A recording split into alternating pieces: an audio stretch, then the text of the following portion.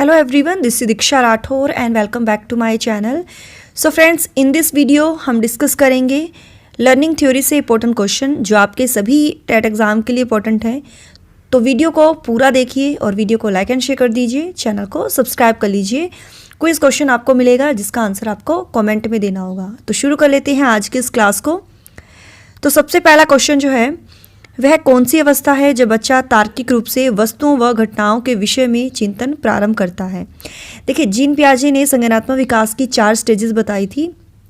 Okay, सबसे पहली थी जन्म से 2 वर्ष तक इंद्रिय जनित गामिक अवस्था, दूसरी थी 2 से 7 वर्ष तक, ठीक है, वो थी जो है पूर्व संक्रियात्मक अवस्था, तीसरी थी 7 से 11 वर्ष तक, ठीक है, ये थी मूर्त संक्रियात्मक अवस्था, और चौथी है अमूर्त संक्रियात्मक अवस्था या हम जिसको कहते हैं औपचारिक संक्रियात्मक अवस्था जो 11 वर्ष से ऊपर है।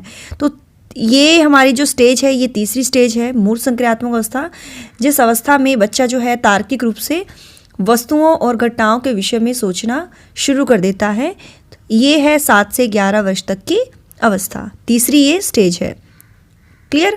और इससे पहले मैंने आपको बताया था जीन पियाजे की थ्योरी जो है पूरी अच्छी तरह से डिस्क्राइब की थी, हर स्टेजेस के बारे में भी बताया था, तो आपने इसके बारे में भी समझा होगा मूर्त संक्रियात्मक अवस्था में बच्चा क्या क्या करता है।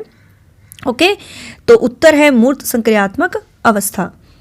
नेक्स्ट क्वेश्चन है जीन पियाजे के द्वारा परिभाषित चरण जिसमें ज्ञानात्मक विकास की शुरुआत शिशु द्वारा अपनी संवेदना मतलब सेंसेशन एवं गतिविधियों का इस्तेमाल दुनिया को समझाने के साथ होती है, वह कौन सी अवस्था कहलाती है? तो वो है संवेदी मोटर अवस्था, यानी जन्म से 2 वर्ष तक की जो अवस्था है ना। और इसके बारे में भी मैंने आपको अच्छी तरह से डिफाइन किया था डियर, ठीक है। तो ये संवेदी मोटर अवस्था है, सेंसरी मोटर, ये जो है इसको हम इंद्रिय जनित गामक अवस्था भी कहते हैं। संज्ञानात्मक विकास के किस चरण पर बच्चा वस्तु स्थायित्व को प्रदर्शित करता है जीन पियाजे के अनुसार? तो ये है सेंसरी मोटर स्टेज जो है इंद्रिय जनित गामक अवस्था, जन्म से 2 वर्ष तक की है ये, ठीक है। तो डियर देखिए, ये चरण जो है मैंने आपको बताया था, मतलब जो चीज़ें वो ना अपने सामने देखते हैं उनके लिए उन्हीं का जो है अस्तित्व होता है, ठीक है। हम चीज़ों को छुपा देते हैं उनके सामने से, फिर वो उनको ही याद करके जो है वो रोने लगते हैं कि वो चीज़ जो है वो कहाँ गई, है ना। तो ये कौन सी स्टेज है जिसमें बच्चा वस्तु स्थायित्व को प्रदर्शित करता है? तो ये है सबसे पहली स्टेज, जन्म से 2 वर्ष तक की संवेदा जो है संवेदा प्रेरक चरण या हम जिसको कहते हैं इंद्रिय जनित गामक अवस्था। क्लियर। वाइगोत्स्की के अनुसार बच्चे किस क्रिया से सीखते हैं? तो ये सीखते हैं वयस्कों और समवयस्कों के साथ प्रस्तुत क्रिया से। देखिए, ले वाइगोत्स्की जो थे ये रूसी मनोवैज्ञानिक थे, ठीक है, रूसी मनोवैज्ञानिक थे, सोवियत रूस के मनोवैज्ञानिक, और इन्होंने ना सबसे ज़्यादा जो ये कहा था कि बच्चे जो हैं अपने बड़ों से, अपने साथी समूह से ज़्यादा सीखते हैं और समाज से इंटरेक्शन के द्वारा जो है इनका विकास होता है। और इनकी जो थ्योरी थी वो थी सामाजिक विकास का सिद्धांत। तो ये ज़्यादा कहते थे कि जितना ज़्यादा बच्चा दूसरों के साथ इंटरेक्ट होता है उतना ज़्यादा जो है बच्चे सीखते हैं। क्लियर। नेक्स्ट क्वेश्चन है वाइगोत्स्की के सिद्धांत का निहितार्थ क्या है? तो ये है सहयोगात्मक समस्या समाधान। देखिए, सहयोगात्मक समस्या समाधान यानी बच्चे जो है अपने टीचर्स के इंस्ट्रक्शन के अकॉर्डिंग अपने साथियों की सहायता से उन प्रॉब्लम्स को सॉल्व कर पाते हैं जिन्हें उन्होंने पहले अपनी कक्षा में देखा है। इसमें वे अपने साथियों के साथ इंटरेक्शन करते हैं, अपने डिसीजन पर पहुँचते हैं। क्लियर है। और शिक्षक का कार्य जो है इसमें केवल बच्चों को निर्देश देना होता है, ठीक है डियर। और बच्चे क्या करते हैं, स्वतंत्रता पूर्वक जो है सोचते हैं, समझते हैं और समस्या का समाधान करते हैं। टीचर उनको अपॉर्चुनिटी देता है और टीचर का रवैया इसमें केवल जो है सहयोगात्मक, मतलब उनको कोऑपरेट करता है और उनको इंस्ट्रक्शंस देता है। तो शिक्षक का रवैया केवल इसमें सहयोगात्मक एवं निर्देशात्मक होता है। तो ये है सहयोगात्मक समस्या समाधान। क्लियर। नेक्स्ट क्वेश्चन है समायोजन से तात्पर्य है स्वयं को विभिन्न परिस्थितियों में अनुकूलन करना जिससे किसे संतुष्ट किया जा सके। तो किसको संतुष्ट किया जा सके? तो ये है आवश्यकताओं को। नेक्स्ट क्वेश्चन है जब बच्चा कार्य करते हुए उबने लगता है तो यह इसका संकेत है कि संभव कार्य जो है यांत्रिक रूप से बार बार हो रहा है। ठीक है, जब कोई कार्य करते करते हम ऊब जाते हैं, हमें वो हम हो जाते हैं, उससे बोरिंग लगने लगता है, तो ये है कि वो जो है यांत्रिक रूप से वो कार्य जो है वो बार बार जो है उसको रिपीट किया जा रहा है, वो बार बार हो रहा है। क्लियर। नेक्स्ट है, वाइगोत्स्की ने बाल विकास के बारे में क्या कहा? तो इन्होंने कहा है यह जो है सामाजिक अंत्यक्रिया का उत्पाद होता है। मतलब वाइगोत्स्की ने कहा है कि जितना ज़्यादा बच्चा समाज से इंटरेक्ट करेगा, ठीक है, उतना ज़्यादा जो है बच्चे का डेवलपमेंट होगा। उसमें उन्होंने कहा है कि बच्चे के विकास में समाज का विशेष योगदान है, ठीक है, जो भी समाज से उसको सुविधाएं जो है उपलब्ध होंगी उसके अकॉर्डिंग ही जो है उसका सही तरीके से जो है डेवलपमेंट होगा। ठीक है dear. Zone of proximal development ZPD का प्रत्यय किसके द्वारा दिया गया? तो ये दिया गया है ZPD का जो प्रत्यय है वो ले वाइगोत्स्की के द्वारा दिया गया। देखिए ले वाइगोत्स्की जो थे ना, इसको हम ZPD को बोलते हैं समीपस्थ विकास का क्षेत्र। मतलब इनके अनुसार बच्चों के सीखने का एक समीपस्थ जो है क्षेत्र होता है। जब बच्चों को ऐसा कार्य दिया जाए जो उनके प्रेजेंट लेवल से थोड़ा हार्ड होता है, तो वो ना बेहतर जुड़ते हैं और उससे सीखते हैं। मतलब ये डेवलपमेंट हमें सिखाता है कि बच्चों को जोड़ने के लिए हम चुनौती का प्रयोग करें, चैलेंज का हम प्रयोग करें, हम उनको चैलेंज दें, और वह ना तो बहुत ही मुश्किल हो और ना ही बहुत आसान। मतलब ऐसा भी नहीं हो कि ज़्यादा हार्ड हो, ठीक है, और ऐसा भी नहीं कि बहुत ही जो है इजी हो। ठीक है, तो इन्होंने ये कहा है जिससे बच्चा जो है क्या करता है, अपने वयस्कों की सहायता से, अपने साथियों की सहायता से करता है ना। मतलब फिर उनको इंस्ट्रक्शंस मिलती है, फिर वो बिना इंस्ट्रक्शन से ही उस कार्य को कर लेता है। ठीक है डियर, तो ये इसमें बताया गया था। और या अगर हम बात करें तो मतलब इसमें एक एग्जाम्पल दिया गया था कि एक बच्चा जो है अपनी माता के अकॉर्डिंग, माता उससे जो भी इंस्ट्रक्शन देती है कार्य करने के लिए, वो उसको समझता है, फिर वो ना बिना माता की सहायता से वो उस कार्य को करना सीख जाता है, सिर्फ वो निर्देश का पालन करता है। तो इसमें ये बताया गया था। ठीक है, या एक एग्जाम्पल मैं दे देती हूँ कि एक बच्चा जो है कोई कार्य कर रहा है, तो उसको किसी के द्वारा जो है इंस्ट्रक्शंस मिल रही है, तो उसको ध्यान से सुनेगा और बाद में वो अपने आप ही उस कार्य को करना प्रारंभ कर देगा, सिर्फ वो इंस्ट्रक्शंस को वो फॉलो करेगा। तो वाइगोत्स्की ने अपने सिद्धांत में समीपस्थ विकास का क्षेत्र का वर्णन किया है, यानी zone of proximal development. Clear है। नेक्स्ट है, जब वयस्क सहयोग से सामंजस्य कर लेते हैं तो वे बच्चे के वर्तमान स्तर के प्रदर्शन को संभावित क्षमता के स्तर के प्रदर्शन की तरफ प्रगति क्रम को सुगम बनाते हैं। तो उसे क्या कहा जाता है? तो उसे कहा जाता है समीपस्थ विकास। ठीक है, जैसे कि मैंने अभी आपको बताया है। क्लियर, कि वयस्कों के सहायता से जो भी उसको कोऑपरेट मिल रहा है तो उससे सामंजस्य कर लेते हैं, जो अपने प्रेजेंट लेवल के प्रदर्शन को संभावित क्षमता के अकॉर्डिंग जो है वो प्रगति की ओर वो ले जाते हैं। ठीक है, वो और अच्छा बेहतर वो करते हैं। ठीक है, बच्चों को क्रम में लगाने की क्षमता बालक में विकसित होती है। वह कौन सी अवस्था में करता है बच्चा? सीरीज का उसको ज्ञान हो जाता है ना, क्रम वाइज का। तो ये है मूट क्रिया अवस्था, जो 7 से 11 वर्ष तक की अवस्था होती है। कौन से अधिगम मनोवैज्ञानिक ने बाल अधिगम विकास में पुरस्कार को महत्व नहीं दिया? तो कौन से वो मनोवैज्ञानिक है? तो वो है गुथरी। नेक्स्ट क्वेश्चन इज, क्षेत्र सिद्धांत किस वर्ग का सिद्धांत है? तो ये है गेस्टाल्टवादियों का। देखिए, क्षेत्र सिद्धांत दिया है कुर्ट लेविन ने, और ये जो है गेस्टाल्टवादी थे। ठीक है, क्षेत्र सिद्धांत दिया है गेस्टाल्टवादी ने, और किसने दिया है? कुर्ट लेविन ने।